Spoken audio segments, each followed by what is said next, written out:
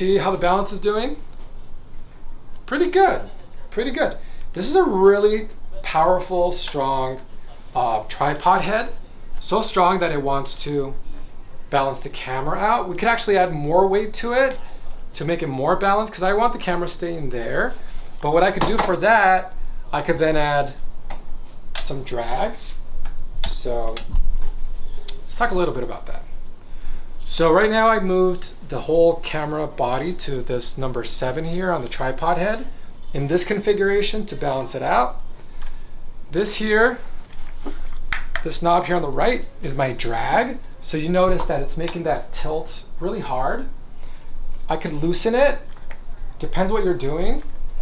But if you need a fast tilt, you may want it loose. If you're doing something really controlled, like someone's sitting down, you may want a little bit more drag. You also have drag for the pan. So right now there's no drag on the pan. As I add drag to the pan, look how tight that's getting. Whenever you are operating, unless it's a special effects shot or something that you need the frame locked, never lock the tilt and the pan. Here's why. Your actor sitting down at the table, and as soon as you say action, they sit up and they straighten out and they fix their clothes and they're ready to go. Now guess what? You're gonna have to loosen this and then adjust your camera. And then during the take, they might slouch, they might sit up, they might lean to one side, they might lean to another. So you have to constantly have this loose so you're able to make those small little tweaks. Yeah? All right, good. So right, this is great. So now the camera's balanced, forward and back. It's level based on my bubble here on the left side of the tripod head. There's something known as counterbalance, and that's this intimidating guy right here on the left. It's got a digital readout. So you could actually, here, I showed you. It's got a digital readout there. So you pull this handle out, you can engage it, and you can actually increase, you can increase the counterbalance.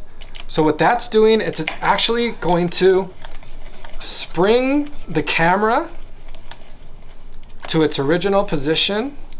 Here, let me just lock it. Oh, see how I can't even push forward now? Because that spring is so tight in there that the counterbalance is really strong. So I need to, and again, this tripod head is so strong that I need actually no counterbalance. Look, if I go forward, that's counterbalance. See how it's wanting to send it back to its original position? This would be useful if I had more or a heavier lens on it or another monitor attached to it. Basically more weight, I would be able to add more counterbalance. But this tripod head is so powerful that I need no counterbalance for it to actually shoot it back. See that?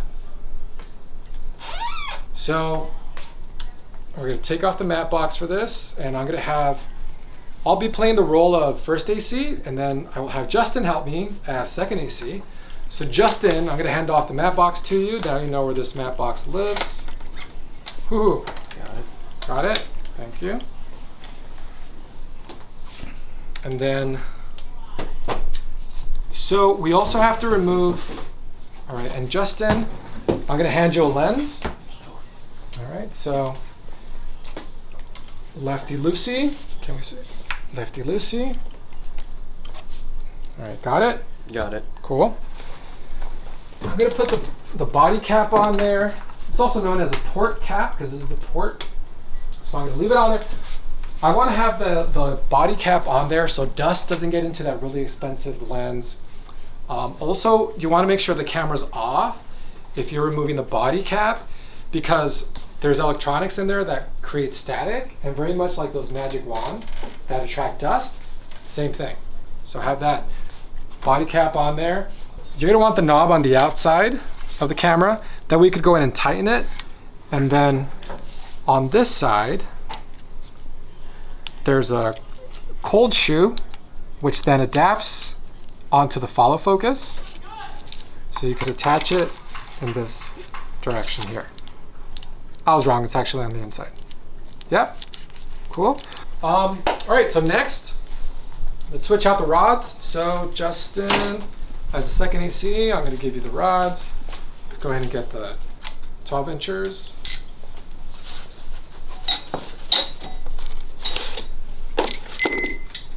And these rods you could go ahead and push all the way to the back.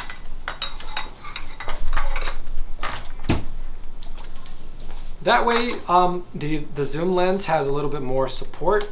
Speaking about support, the zoom lens has a lens support bridge.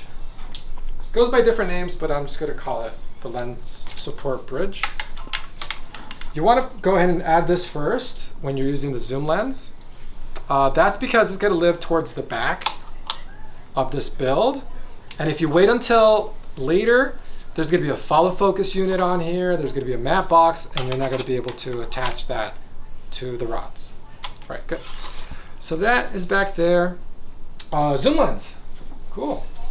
And there it is, all right. What do you ask? Got it. Got it, all right.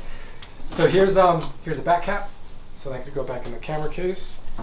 Same thing, we have these grooves here on the lens, and those grooves are gonna line up with the pin on the body.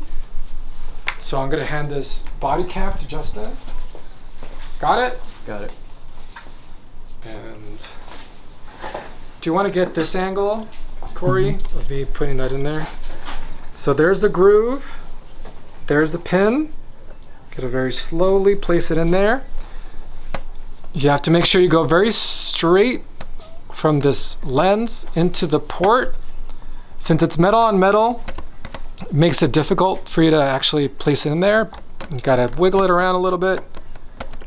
And then there it is. Now, this here is going to attach to this portion of the lens.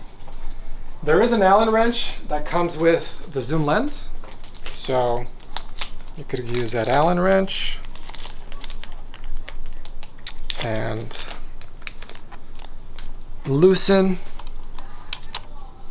this portion. So first I'm going to tighten it here on the rods, and you'll be able to see this closer in the video. So, okay, so there's that.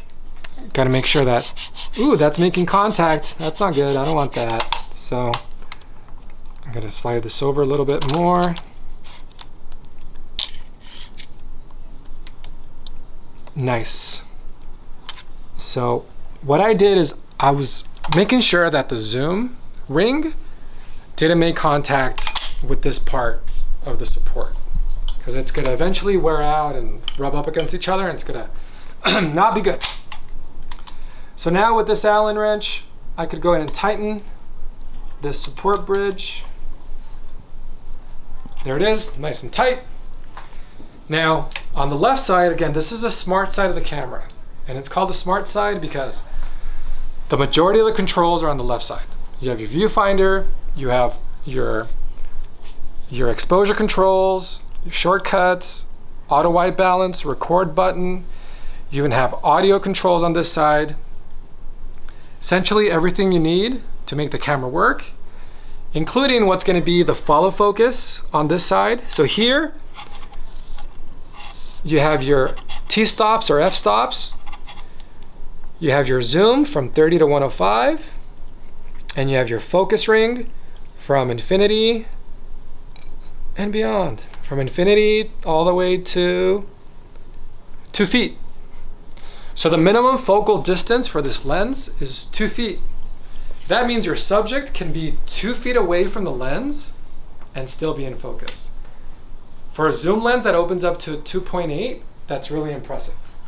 Because we have some lenses that you use with your still cameras that you have to be 3 feet away, 4 feet away, 5 feet away. This is only 2 feet away. So that's pretty impressive. All right, cool.